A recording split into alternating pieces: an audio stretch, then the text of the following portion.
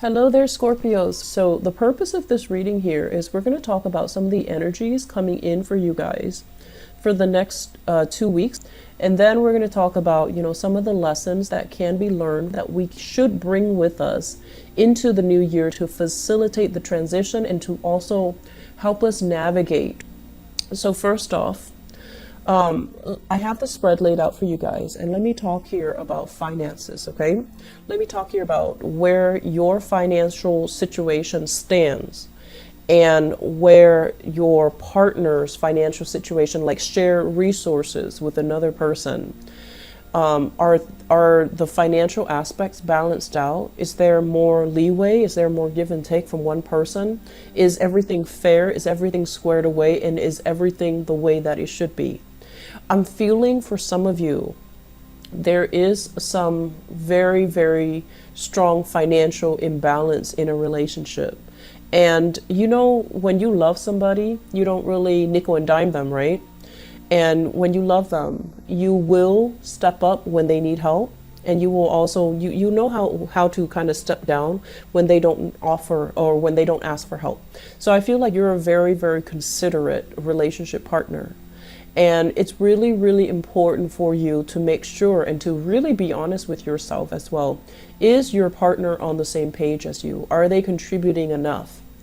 Or are you contributing enough as well? So I feel like there is some massive financial imbalances in the relationship, and it needs to be rectified. It needs to be kind of sorted out. I'm feeling for you, you're dealing with a partner that might be extravagant. They want to go out all the time. They might have trouble sitting still, doing things at home, like entertaining guests at home. They have trouble. They might feel claustrophobic when they're just sitting in one place and not doing anything. And they like to be seen and heard. They have more of a flamboyant energy. They might want to go out, and they might want to go to places where things are happening. They might enjoy the nightlife. So I feel like the way that you entertain is a little bit more down to earth, and the way that they entertain is a little bit more other oriented. So they might expend a lot of money in the pursuit of this lifestyle, okay? And I feel like that's not really what you're after, and I feel like it's creating financial leakages or financial drainage in the relationship. I'm also sensing for many of you as well, you're looking at a relationship and you're happy with the person, but I feel like you're looking for more drama, more chemistry, more excitement, more passion. And you might have had that very dramatic, theatrical relationship in the past, and you're longing for that. And so you're kind of comparing, that past relationship with your current relationship. And it's not really meeting your expectations in terms of what drama, chemistry, passion is supposed to be like. It's okay, but it's not the optimal best. And you're kind of looking at it like, I care about them, but I don't see myself marrying them. I don't see myself settling down with them, and I don't see myself having a stable relationship with them. And I'm also feeling as well, if you are in a marriage situation, the relationship, there's a lot of love, but it feels like something is stale. It feels like the passion, the chemistry, the excitement is not there. And I would advise you, during the Mercury retrograde period, and it's going to continue until the 23rd of December, reassess things, but don't jump the gun. Don't make any drastic decisions, because there will be a lot of reversals when Mercury goes direct, where you're going to regret these things, where you're also going to feel like the decision was made prematurely. Okay, so it's okay to ruminate and think about these things and be realistic, because in Mercury retrograde time frames, we also have very, very profound and deep insights into things that we otherwise might have swept under the rug during different times of the year. So I'm feeling here for you, ultimately, I feel many of you are going through this major maturation process where you're I want to say like reinventing, re-identifying what a good relationship means. And I feel like for you, you can grow to love another person if you respect their financial decision. If someone is very financially sensible, they might not be the most passionate, the most attractive, the most striking, gorgeous human being. But if they're very practical, if they're very, if they say they're going to do something and they follow through with it, if they're very pragmatic, if they're very sensible, you're okay with that. And I feel like some of you are just like, I want that sensible person more than I want that passionate, exciting person.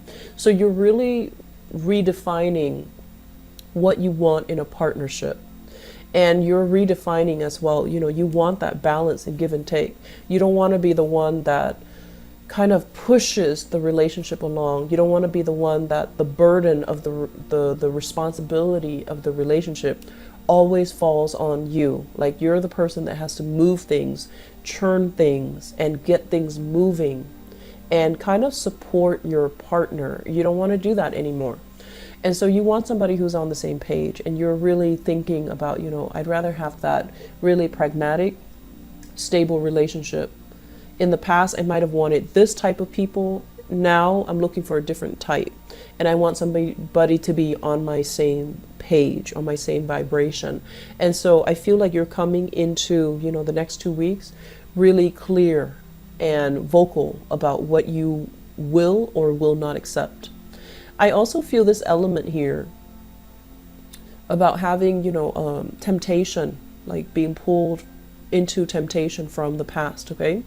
And I feel for many of you, a fire sign here. So this is a Sagittarius, Aries, Leo, someone who's very, very adventurous and someone who's really, really just attractive and exciting, and every moment with them makes you feel alive. But I feel like, it can feel very, very draining, tiring further down the line. I'm also feeling as well a Capricorn, Taurus, or Virgo. Capricorn, Taurus, Virgo, where I feel like with this Capricorn, Taurus, Virgo, there was a lot of incompatibilities, but I feel like the two of you, there's great chemistry. It just feels to me like you had a partner from your past that you were constantly trying to appease, trying to please. And then the other person just, never, just might have taken it for granted. It could be a fire sign or this earth sign, but I feel like the person just never, reciprocated. And so moving forward, I feel like you're looking for something more substantial. You're looking for more reciprocity. You're looking for more stability, okay? What I'm also feeling is I'm just sensing, they say here, like a dysfunctional family. So there might have been as well, blended families from your parents. So your parents might have been divorced, and now there's like stepmothers, stepfathers in the picture. So there's a lot of just, I feel like an uncomfortable energy when it comes to parents.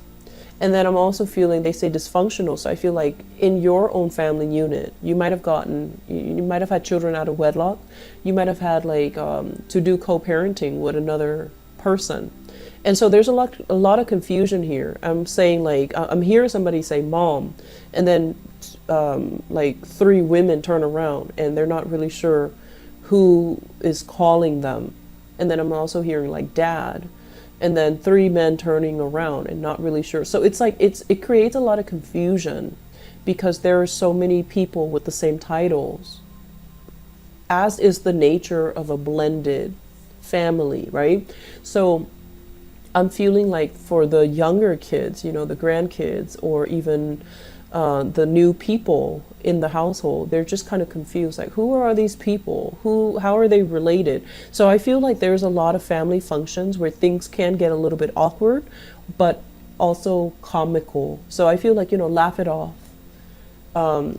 It's not going anywhere. Family members, they're not going anywhere. Laugh it off and just have a good time. So I feel like there's a lot of potential here for healing. There's a lot of potential here for, just finding that sense of humanity in everybody. And there's also potential as well for you to really figure out, financially as well, you know, how to sort things out, and square things away in partnership so that things are fair between you and your love partner or between you and your business partner.